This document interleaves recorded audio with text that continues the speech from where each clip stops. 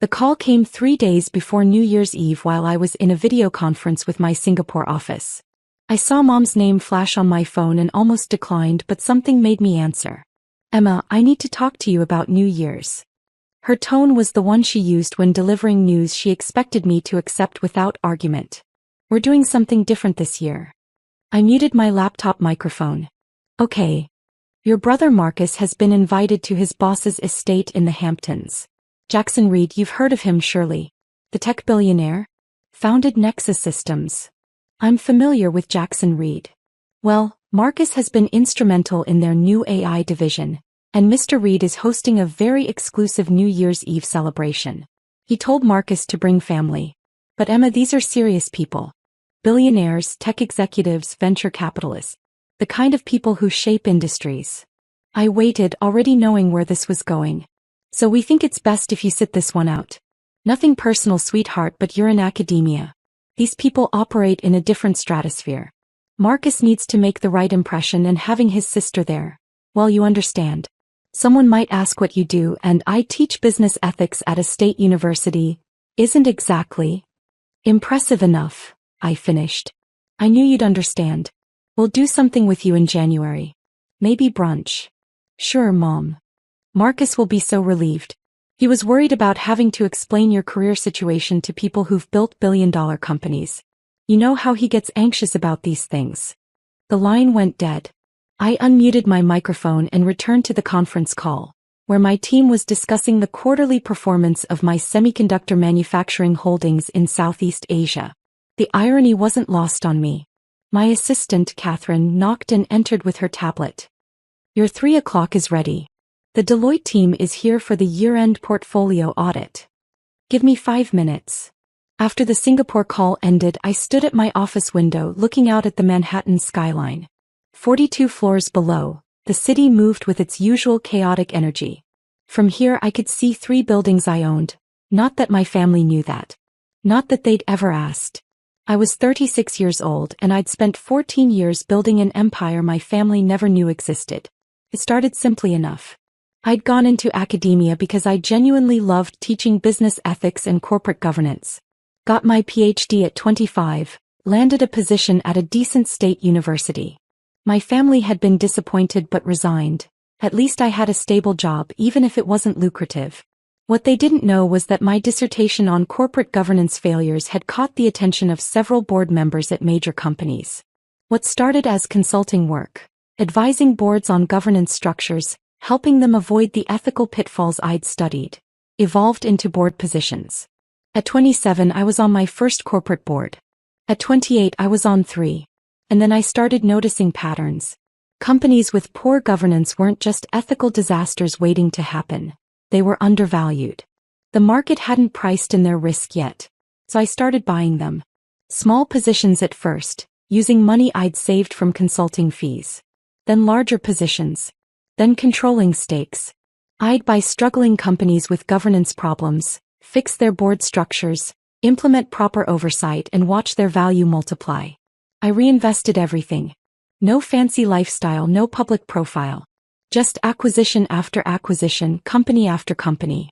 By 30, I had a private equity fund worth $340 million. By 33, I'd crossed $1 billion in assets under management. By 35, my personal net worth had hit $2.1 billion across 17 companies in 6 countries. I still taught 2 classes a semester because I loved it. I still lived in a nice but not ostentatious apartment. I still drove a practical car. My family assumed my professor's salary was my only income and I never corrected them. But for the same reason I'd started documenting everything years ago. I wanted to see who they'd be when they thought I had nothing to offer. My brother Marcus was the golden child. MIT graduate, recruited by Nexus Systems straight out of school, now senior director of their AI division at 33. He made $380,000 a year plus stock options. By normal standards he was extraordinarily successful. By my standards he was an employee. But to our parents, Marcus was proof that they'd raised a winner. Every family gathering became a showcase for Marcus's latest achievement. His promotion. His new car. His networking dinner with someone important. And every showcase required a foil, someone to contrast against his success. That someone was me. At least Emma has job security, Dad would say when relatives asked about me. Tenure track, steady paycheck. Not exciting but stable. She'll never be wealthy, Mom would add, but she's doing meaningful work. We can't all be high achievers like Marcus. At last Thanksgiving, Marcus had brought his girlfriend Sophia, who worked in marketing at a startup. Over dinner, Sophia asked what I did. Emma's a professor, Marcus said before I could answer. Business ethics. Very theoretical stuff. Not like the real business world, but interesting in its own way. Dad laughed. That's diplomatic. Emma teaches people how business should work. Marcus actually does business. Mom patted my hand. We're proud of both our children. Success comes in different forms. The condescension was so thick you could cut it with a knife. I'd said nothing. Just smiled and changed the subject. Because I'd learned that defending yourself to people who'd already decided your worth was pointless. Better to let them believe their narrative and use their underestimation as camouflage. And it had worked beautifully. While Marcus networked aggressively and posted every career win on LinkedIn, I quietly acquired companies. While my parents bragged about Marcus's stock options, I owned stocks in companies worth more than Nexus Systems. While they pitted my professor's salary, I made more in a single day from my portfolio returns than Marcus made in a year.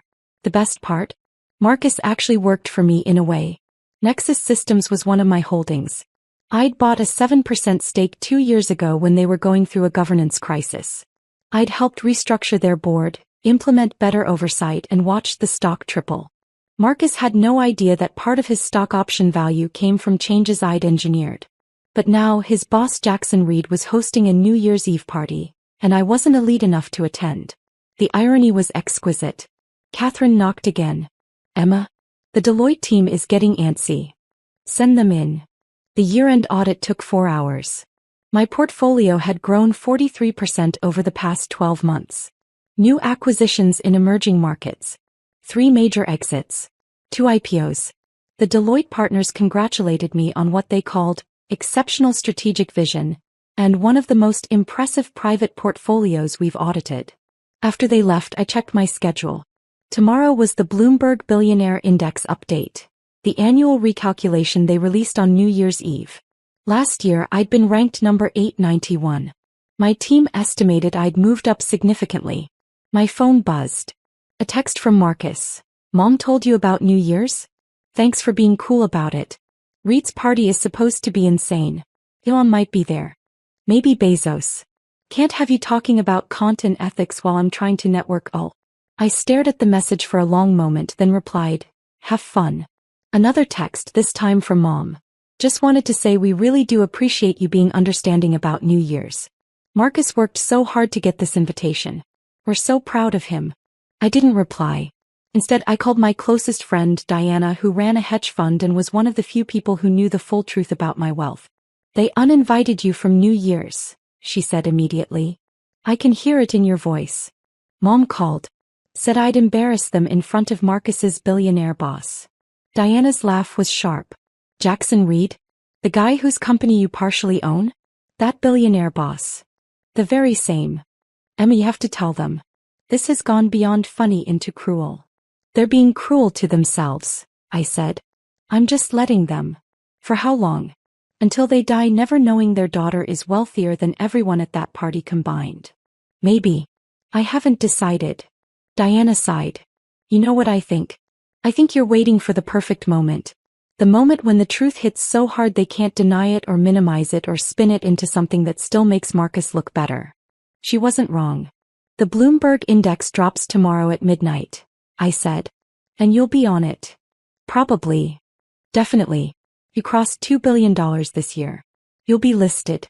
And the moment that list goes public, anyone can Google your name and see exactly how wealthy you are. Yes.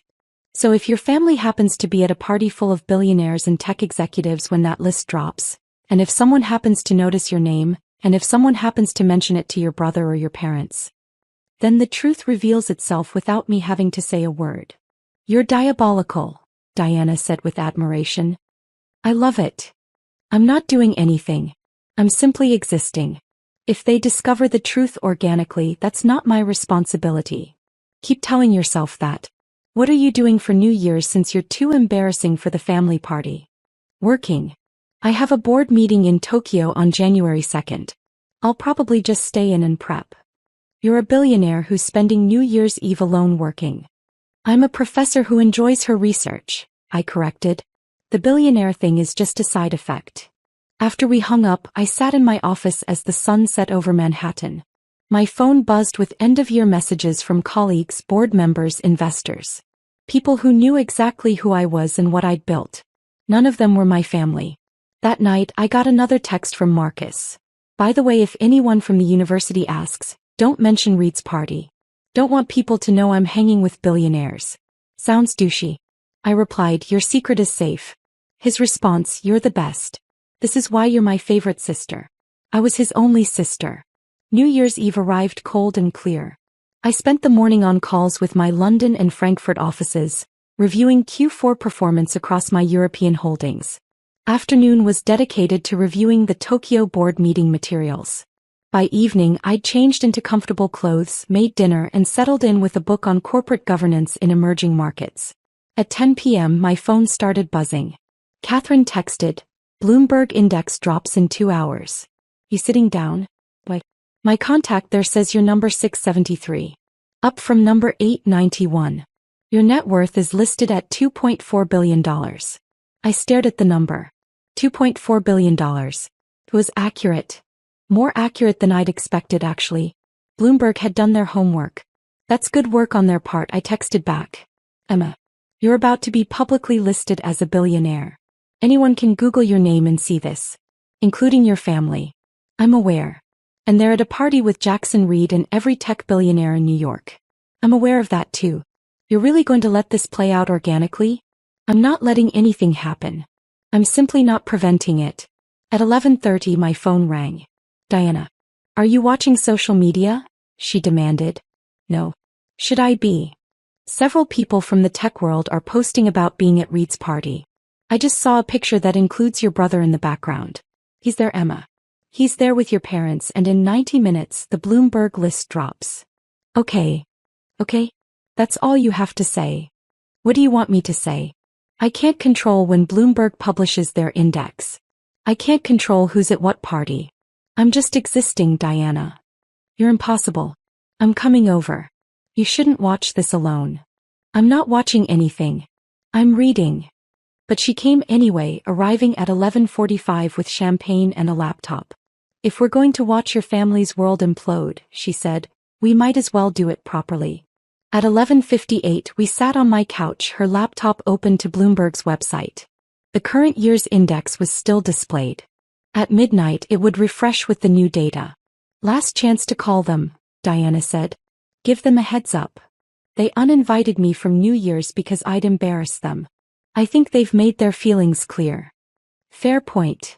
At exactly midnight the page refreshed. Diana scrolled through the list. Here we are. Number 673. Imagine. Net worth, $2.4 billion. Primary sources. Private equity holdings, semiconductor manufacturing, tech governance consulting. She turned the laptop toward me. There was my name, my net worth. All public. For about 30 seconds nothing happened. Then my phone lit up like a Christmas tree. First text was from a board member. Congratulations on making the list. Well-deserved recognition. Then another from a business school colleague. I had no idea. Emma, this is incredible. Then another. Just saw the Bloomberg index. You've been holding out on us. They kept coming. Dozens of them. Colleagues, former students, professional contacts. All suddenly realizing that the business ethics professor they knew was also a billionaire. Diana was watching something on her laptop. Oh my God. What? Financial Twitter is going crazy. People are doing deep dives on your holdings. Someone just posted. Emma Chin has been teaching business ethics while running a $2.4 billion empire? Legend. It's got 15,000 likes already. My phone rang. Catherine. Emma, I'm getting calls from reporters. Bloomberg, Wall Street Journal, Forbes. They all want interviews about how you built your wealth while maintaining an academic career. What should I tell them? Tell them I'm unavailable for comment. They're very persistent. Then tell them to email requests through the university's PR department. That should slow them down. More texts flooded in. Then my phone rang with an unknown number. I declined it. It rang again immediately. Declined again. Diana was scrolling through social media, occasionally laughing. Someone found your Rate My Professor page. The top comment is now. She gave me a B+, but she's worth $2.4 billion, so I guess she knows what she's talking about. Despite everything, I smiled. Then at 12:23 a.m., my phone rang with a number I recognized. Marcus. I looked at Diana. She nodded. I answered. Hello. Emma. His voice was strangled, almost panicked. What the fuck is happening? You'll have to be more specific. The Bloomberg Billionaire Index. Your name is on it. It says you're worth $2.4 billion. Yes, that sounds right. What do you mean that sounds right? How can you be a billionaire? You're a professor. I'm both actually. I teach 2 classes a semester and I manage a private equity portfolio. They're not mutually exclusive. I could hear noise in the background. Party sounds, people talking. Someone was yelling. This has to be a mistake, Marcus said. Bloomberg made an error. Got the wrong Emma Chin or something. It's not an error, Marcus. But you teach at a state university. You drive a Honda. You live in a 1-bedroom apartment. 2 bedrooms, actually. And yes, I do all those things. None of them prevent me from also managing a multi-billion-dollar portfolio. Mom, he yelled away from the phone. She says it's real. She says she's actually. His voice cut off. Then Mom's voice. Emma? Sweetheart? There's some confusion here. People are saying you're on some billionaire list? There must be a mistake. No mistake, Mom. But you're a professor. You make what, $85,000 a year? $127,000, actually. That's my teaching salary, yes. Then how? I don't understand. I also run a private equity fund. I've been doing it for 14 years. I buy companies, fix their governance structures and increase their value. Currently, I manage about $2.4 billion in assets. The silence on the other end was profound. Then Dad's voice. Let me talk to her. Emma, this is some kind of joke, right? You're punking us. No, Dad. Real. Has been for years. Years? How many years? I crossed my first billion about 3 years ago. I've been in private equity for 14 years. His voice cracked. You've been doing this for 14 years and never mentioned it? You never asked. Never asked? Emma, you don't wait to be asked about something like this. Why not? You never asked about my consulting work. Never asked about my board positions.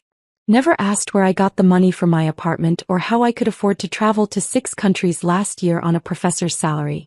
You just assumed I was barely getting by. Mom's voice came back. We need to talk about this. Where are you? Come to the party right now. We need to. I wasn't invited to the party, remember? I'd embarrass you in front of Marcus's billionaire boss. The noise in the background changed. Someone was talking urgently. Marcus came back on. Emma, holy shit. Jackson Reed. My boss, he just asked if I'm related to you. He knows who you are. He said you own 7% of Nexus Systems. Is that true? Yes. You own part of the company I work for?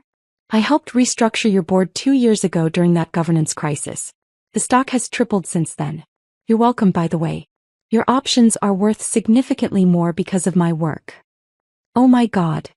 His voice was faint. Everyone here knows who you are. Reed just said you're one of the most respected governance experts in private equity. Someone else said you sit on 12 corporate boards. The guy from Sequoia Capital said he's been trying to get a meeting with you for 2 years. That's accurate.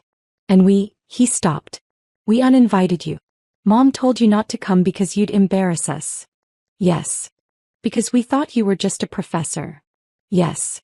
While you're actually wealthier than almost everyone at this party. I haven't done a full accounting of the guest list, but statistically, probably yes. I heard him talking to someone, his voice muffled. Then, Emma, Reed wants to talk to you. He's asking for your number. What should I tell him? Tell him to email my assistant. Her contact information is on my company website. Your company website? You have a company website. Sterling Governance Partners. It's been active for 12 years. 12 years. He sounded dazed. We could have Googled you at any time. Yes. Mom's voice again. Emma, sweetheart, we need to see you. Right now. We had no idea. We need to talk about this as a family. It's after midnight, Mom. I'm not traveling to the Hamptons. Then we'll come to you. We can be there in 2 hours. No. I'm going to bed. I have work tomorrow. Work? What work? It's New Year's Day. I have a board meeting in Tokyo. It's already afternoon there. A board meeting? In Tokyo? Emma, we need to understand what's happening. What's happening is that you're discovering I'm not who you thought I was. That's not my emergency, Mom. That's yours. I hung up. Diana was staring at me with wide eyes. That was brutal. That was honest.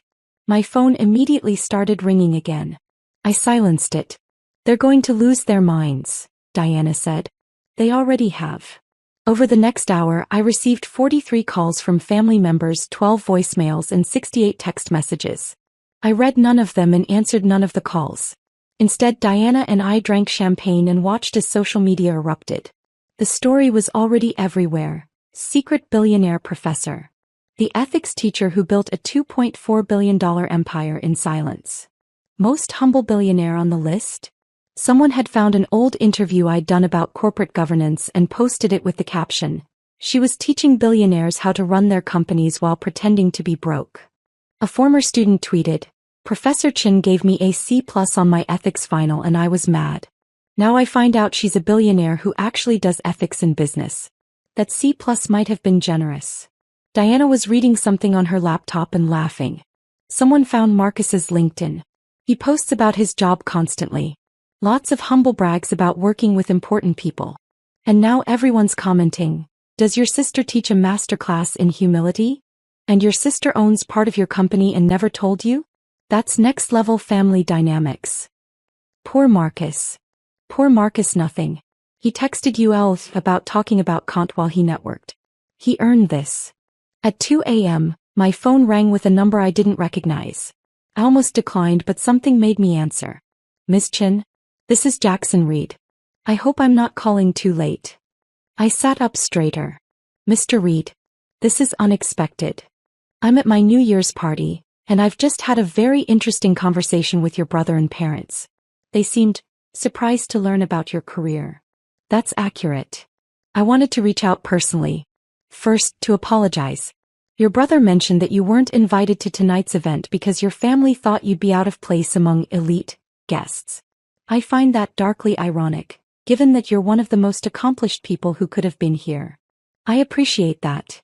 Second, I wanted to thank you. Your work restructuring Nexus's board 2 years ago saved this company. The governance framework you implemented has been transformative. I've recommended your firm to a dozen other CEOs. I'm glad it was valuable. Third, I'm deeply embarrassed that I didn't make the connection earlier. Your brother works for me, I know you're his sister, but I never connected you to Emma Chin of Sterling Governance Partners. That's inexcusable. You had no reason to make that connection. I keep my family life and professional life separate. Clearly. May I ask why? I considered this. Because I wanted to see who they'd be when they thought I had nothing. And I wanted to build something that was entirely mine. Not connected to my family, not dependent on their approval or understanding. He was quiet for a moment. That's remarkably disciplined. And somewhat heartbreaking. It's been educational. I imagine so. Listen, I know this is inappropriate timing, but I'd love to discuss some governance challenges we're facing in our international divisions. Would you be open to a meeting in January? Have your office contact my assistant. We'll find a time. Perfect. And Ms. Chin? Your family is still here. They're quite eager to speak with you. Your mother has asked me 3 times if I can convince you to come to the party.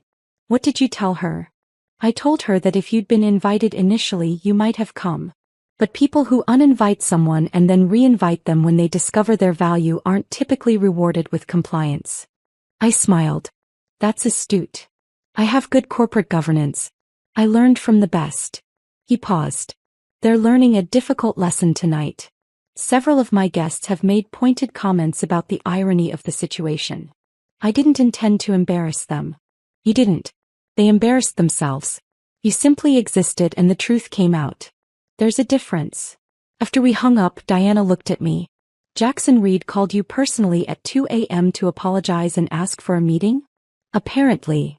Your brother must be dying. That's not my concern. But she was probably right. Marcus had spent years positioning himself as the successful sibling, the one with connections, the one who understood how real business worked. And in one night that entire narrative had collapsed. I didn't feel victorious. I felt tired. At 3 a.m. Diana left, making me promise to call if I needed anything. I finally looked at my messages. 47 from Marcus, ranging from panic to anger to something that looked like grief. 32 from Mom, all variations of "we need to talk" and "please call us." 18 from Dad, more subdued but equally urgent. And 1 from Sophia, Marcus's girlfriend. I always wondered why you never corrected them when they talked down to you. Now I understand. You were gathering data on who they really were. That's the most professor thing I've ever seen. I smiled and turned off my phone. The next morning I flew to Tokyo. My board meeting went well. We finalized a merger that would create a semiconductor manufacturing giant worth $1.8 billion. I returned to New York on January 3rd to find 143 missed calls from family members. I finally called my parents on January 4th. Mom answered immediately. Emma. Thank God. We've been trying to reach you for days. I was in Tokyo for work. Work. Right. Your board meeting. She said it like she was still processing that those words applied to me. Emma, we need to see you. We need to talk about everything. Okay. Can you come to dinner tonight? No. I have a faculty meeting. Tomorrow then? I'm teaching tomorrow evening. You're still teaching? Dad's voice joined. They had me on speaker. Emma, you're a billionaire. Why are you still teaching? Because I love teaching. My wealth doesn't change that. But you could do anything. You could retire, travel, enjoy your money. I enjoy teaching. I enjoy my research. I enjoy fixing broken companies. Why would I stop doing things I enjoy? Mom's voice cracked. We just don't understand why you never told us. 14 years, Emma. 14 years of letting us think you were struggling. I never said I was struggling. You assumed that. But you never corrected us. You never asked. In 14 years, neither of you asked me a single substantive question about my work. You asked if I was still doing the teaching thing, or if I'd thought about a real career. You never asked what companies I consulted for, what boards I sat on, what my research actually involved. You just assumed I was barely scraping by, and that assumption was enough. The silence stretched out. Finally, Dad spoke. We failed you. Yes, I said simply. You did. Can we fix this? Mom asked. Can we start over? I don't know. That depends on whether you can respect me when I'm not performing success for you. Whether you can value me when I'm not exceeding your expectations in ways you understand. Of course we can. Can you though? Because right now you're interested in me because I'm a billionaire. Because I embarrassed you at Marcus's boss's party. Because I'm suddenly valuable in ways you recognize.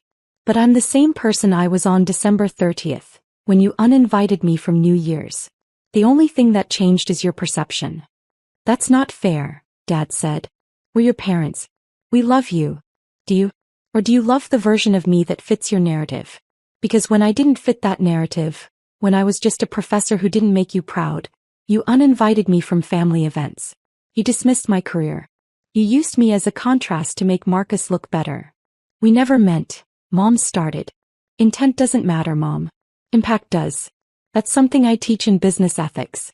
You can't judge an action solely by the intent behind it. You have to look at the consequences. Marcus's voice joined. Emma, I'm here too. I need to apologize. For everything. For every time I introduced you as just a professor. For every time I talked over you at family dinners. For that text about Kant. For not inviting you to New Year's. I appreciate that. Reed asked me yesterday if I knew you owned part of Nexus. I had to tell him no. I had no idea my sister was a major shareholder in the company I work for. Do you know how that felt? I imagine it felt humiliating. It did. And I earned that humiliation. Every bit of it. Yes, you did. Can I ask you something? His voice was quiet. Why did you let it go on so long? You could have corrected us years ago. One conversation and we would have known. Why wait until it exploded publicly? I thought carefully about my answer. Because I needed to see who you all were when you thought I had nothing to offer. I needed to see if your love and respect were conditional on success. And I needed to build something that was completely separate from this family, something you couldn't claim credit for or diminish. And now you know, he said. Our love was conditional. Our respect was transactional. Yes. Mom was crying. What do we do now? How do we fix this? You start by understanding that you can't fix 14 years of dismissal with an apology. You start by recognizing that the daughter you pitted was succeeding beyond anything you could imagine.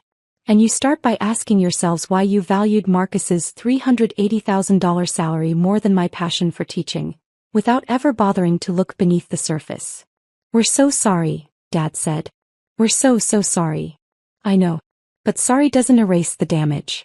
Sorry doesn't change the fact that you uninvited me from New Year's because I'd embarrass you. Sorry doesn't change the fact that you spent years making me the family disappointment. What can we do? Mom asked desperately. Tell us what to do. I don't know yet. Right now I need space. I need to decide if I want to rebuild a relationship with people who only valued me when they discovered my net worth. That's not, Marcus started. Yes it is. Be honest. If Bloomberg hadn't published that list, if you'd never found out about my wealth, would any of you be calling me right now? Would you have invited me to Easter? To the next family wedding? Or would I still be the disappointing daughter who chose academia over success? None of them answered. That's what I thought, I said quietly. I'll be in touch when I'm ready. Until then I need space. I hung up before they could respond. 2 weeks later I was in my office when Catherine buzzed. Emma, you have a visitor. She says she's your mother and she's not leaving until you see her. I sighed. Send her in. Mom looked smaller, somehow older. She sat across from my desk and looked around at the office. The skyline view, the expensive art, the subtle markers of serious wealth. I've never seen where you work, she said quietly. You never asked. I know. She twisted her hands. Emma, I've spent the last 2 weeks thinking about everything. Reading about your career. Going through old conversations. And I've realized something terrible. What's that? You told us. Not directly, but you tried. 3 years ago you mentioned you bought a new apartment. I said, how nice, professors must get good mortgages. You said, actually I paid cash. I said, must have been a small place, and changed the subject. You tried to tell me and I didn't listen. I remembered that conversation. 5 years ago, she continued, you mentioned you were flying to Singapore for work. I said, what, some academic conference? You said, board meeting actually. I laughed and said, board meeting, how fancy, like it was a joke. You tried to tell me and I mocked you. I remember. 7 years ago, you told your father you'd been asked to join a corporate board. He said, they must be desperate if they're asking professors. You said, it's a Fortune 500 company. He said, well, every board needs someone to take notes. And you just stopped trying to tell us. Tears were running down her face now. We didn't just fail to ask, Emma. We actively prevented you from telling us. Every time you tried to share something about your real career, we dismissed it. We made it clear we weren't interested in anything that didn't fit our narrative. Yes, I said. You did. I don't expect you to forgive us. I don't expect you to want a relationship with us. I just needed you to know that I finally understand what we did. We didn't just ignore your success. We punished you for trying to share it. She stood to leave, then paused.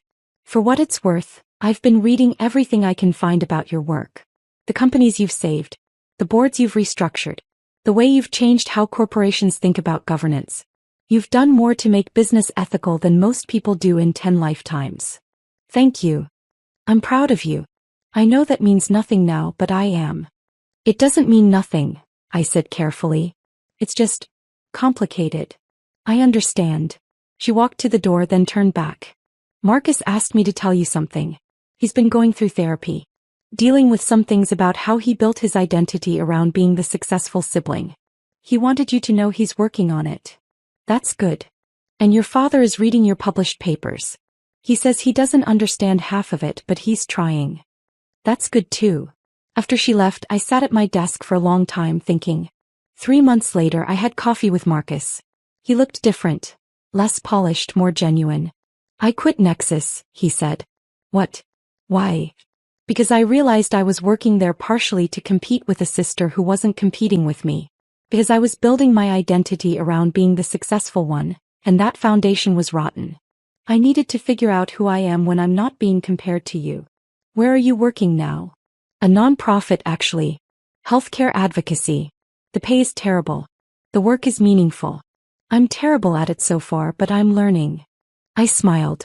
That's brave. It's overdue. He paused. I also wanted to tell you something. Jackson Reed, he offered me a promotion. More money, more prestige. And I realized he was offering it because of you. Because I'm your brother. Because he wants access to you and thinks promoting me will help. What did you say? I said no. I told him that if he wants to work with you, he should approach you directly. That I wasn't going to use our relationship as a professional asset. He looked at me. I've spent years diminishing you to elevate myself. I'm done with that. I appreciate that. Can we? He struggled with the words. Can we be siblings again? Real siblings, not competitors. I'd like that, I said. But it's going to take time. I understand. I've got time. 6 months after the Bloomberg list dropped, my family and I met for dinner. Not at their house, not at a fancy restaurant, but at a small Italian place near my apartment. We talked carefully, honestly. They asked real questions about my work. I asked about theirs. We didn't pretend the past 14 years hadn't happened. We didn't pretend everything was fine. But we started to rebuild. Mom asked what had finally made me successful. I corrected her. Not what made me successful. What made you finally see that I'd been successful all along? She nodded, accepting the correction. Dad asked if I resented them. I told him the truth, sometimes. But mostly I'm grateful. You taught me that my worth isn't dependent on external validation. You taught me to build things quietly and let the work speak for itself. You taught me that being underestimated is an advantage. Those are terrible lessons for parents to teach, he said quietly. Maybe. But I learned them well. A year after New Year's Eve, I was giving a guest lecture at Harvard Business School. The topic was corporate governance, but someone asked about my family. I hear you built your entire career in secret from your family. Is that true? Not secret, I corrected. I just didn't advertise. There's a difference. But why? Most people want recognition from their families. I thought carefully. Because I wanted to see who they'd be when they thought I had nothing. I wanted to know if their love was conditional. And I wanted to build something that was entirely mine. Not connected to family expectations, not dependent on their approval. And what did you learn? I learned that most people's love is more conditional than they'd like to admit. I learned that being underestimated is a strategic advantage. And I learned that the only validation that matters is the value you create. Do you regret how it happened? The public discovery. No. If I'd told them privately, they could have controlled the narrative. They could have minimized it or spun it somehow.